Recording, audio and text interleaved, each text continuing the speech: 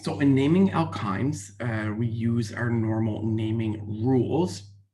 And actually, this is going to be a pretty easy class today, because the only thing we need to consider is that we change the ending from A-N-E to "-ine" or Y-N-E. So instead of like for an alkane or an alkene, we change the ending to Y-N-E, alkyne. The position of the triple bond, we of course number. So if you see the example down in the bottom of this slide here, we have to number it so we get the triple bond at the lowest possible number. So 1, 2, 3, 4, 5. So this would be 4-methyl 2-pentyne. Number 2 telling me where the triple bond is, and 4 telling me where the methyl group is. And again, I would number it so the lowest possible number was that triple bond.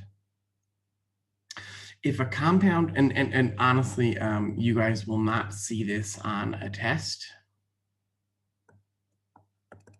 so you won't have to worry about this, but if a compound did contain both a double bond and a triple bond, the chain is numbered to give the first multiple bond the lowest number, but you guys will not have to worry about this for a test or final exam or anything like that. So slide 24 is definitely not a slide you guys need to worry about. I will never give you a chemical or a compound that has a double and a triple bond. So you can kind of skip this slide here. Okay, so starting with the simplest molecule or simplest alkyne, we would have F-ine. F being, right, like 2 carbons bonded together, or I guess specifically F-ine will be 2 carbons bonded together with a triple bond. You guys might have heard of this chemical before called acetylene. Over here, like an acetylene torch, like when you're welding or melting a metal. That would be F-ine, or again, if you've ever heard the term acetylene, that is actually F-ine. So it's a carbon triple bonded to another carbon. These are acceptable UPAC names for 2 carbons triple bonded together. But we're going to look at today what happens when we have carbon molecules triple bonded in like actual compounds like this. Oops. And realistically, if I was pacing myself a little better, we would have had this on the test on Monday, but I'm a little, maybe a class or 2 behind where I want to be, but that's okay. We're not in a big rush at all. But in theory, this could have been on the test. So let's look at these examples. This will certainly be on your final exam. So put a star on this slide. You're definitely expected to know how to name these things. Okay, so 4,4-dimethylcyclopentane. Okay, so let's start with the cyclopentane. Hold on, let me try that again. I'm not happy with that. So let's start with cyclopentane. All right, so this is cyclopentyne. So we'll have a triple bond. There we go. And typically with the triple bond, we start numbering 1, 2, 3, 4, 5. Now, this isn't actually, this example, actually, I'm thinking about this right now. No, I guess it's okay. So 1, 2, 3, and on the 4th carbon, we have dimethyl. So it would look like this. 1, 2, 3, 4. 1, 2, 3, 4. Okay, no, that's fine. I was thinking the name had a mistake in it, but I think it's actually okay. I don't think there's a way to number this to get the dimethyls to be lower. So this is fine. So there we go. 4,4, dimethyl cyclopentane. So on the fourth carbon, I have 2 methyls. All right, this one over here. This one's an interesting one. I like this one. This one over on the right side. I'm obviously going to call this carbon number 1, 2, 3. I could go 4, 5 here, but the longest chain is 4, 5, 6. So this is a carbon chain that has 6 carbons in it. So this is definitely hexyne.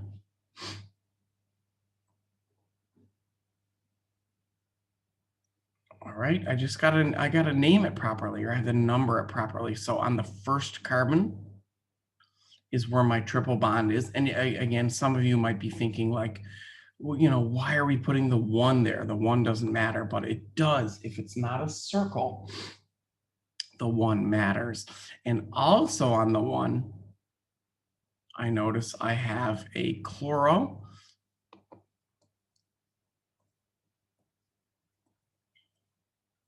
I don't know if I'm gonna have enough room here. And on the third, oh, I'm definitely not gonna have enough room. Let me write that again. So on the first carbon, I have a chloro.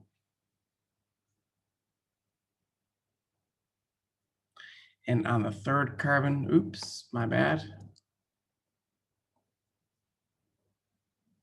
I have an ethyl. This would be called an ethyl group.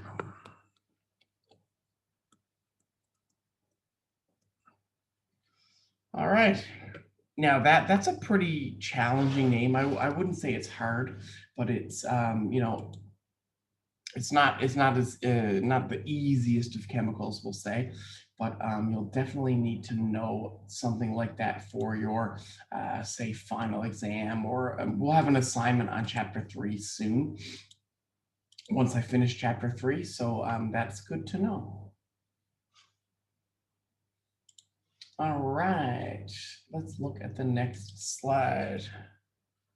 So why don't you guys take 1 minute and why don't you guys try these, and I'll be back in maybe 1 or 2 minutes, and you guys can type the name in the chat if you want, but why don't you try these? And again, you can type the name in the chat, or you can say it out loud, whatever you want. But you guys should try and name these, and I'll be back in 1 or 2 minutes.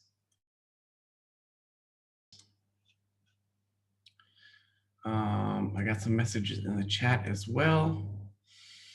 Let's see in the chat. Abdulaziz have some answers here.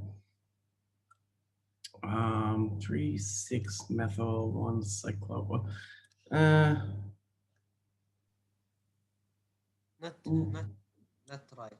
Okay, let's look at these. Let's look at these answers. I'm reading some of the ones in the chat. Let's have a look. Okay, so let's obviously start with the left one. Now, again, with this one on the left that I'm circling a million times, you don't want to start from the right. You want to start closest to the triple bond. So 1, 2, 3, 4, 5, 6.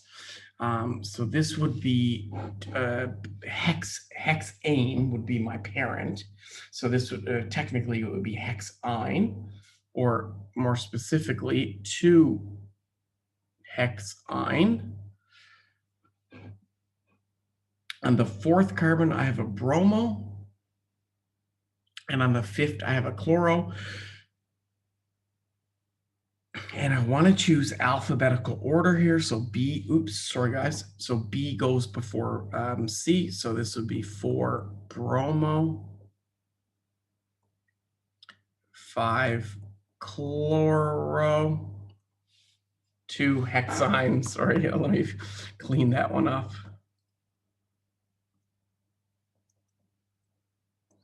And there we go.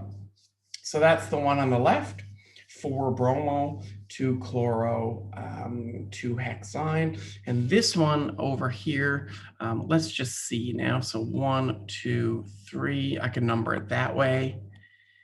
1, 2, 3, 4, 5, 6. We might as well name it this way. So here we have 3, 6 dimethyl, 1. Actually, sorry, I don't even need the 1 here. Cyclohexyne. You could put the 1 in there if you wanted, but we don't need it because when you're dealing with a cyclo group, you typically start numbering at the first carbon anyways. So there we go. 3,6-dimethyl cyclohexyne. Pretty sounds pretty complicated, but it's not too bad.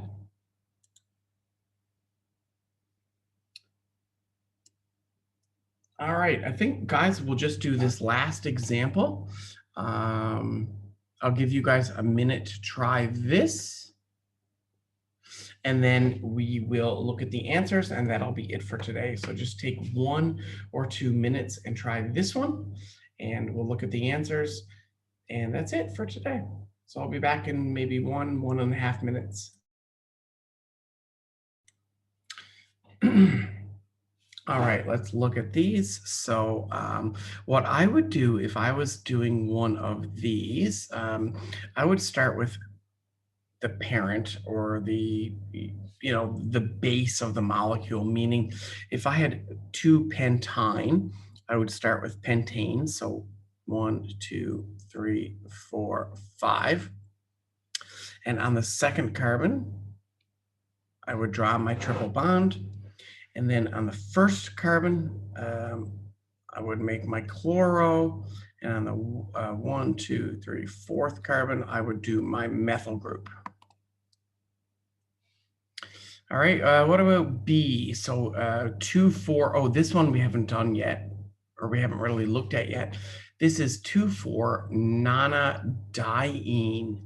So this would mean it was nonane. So we haven't drawn nonane yet, I don't think. So this will be 9 carbons. So 2, 3, 4, 5, 6, 7, 8, 9. On the second, 1, 2, and on the fourth, 3, 4, I will have 2 triple bonds on the second and fourth. On the 6th carbon, 1, 2, 3, 4, 5, 6, I will have an ethyl group. And on the 7th, I will have a methyl group. There we go. I just drew a little face there because it's not the easiest one. But there we go. There would be 6-ethyl, 7-methyl, 2,4-nonadiene. All right, guys. I mean, honestly, I could keep going. It's only 10 o'clock. We still have a few minutes, but I'm going to leave this orbital stuff for tomorrow's class. So yeah, that's it for me today. I'm going to hit stop record. If you guys have any questions, let me know in the chat. I should have your tests marked for tomorrow. Unfortunately, I don't have them done yet, but I should have them for you tomorrow. So if there's any questions, let me know. Other than that, have a great day.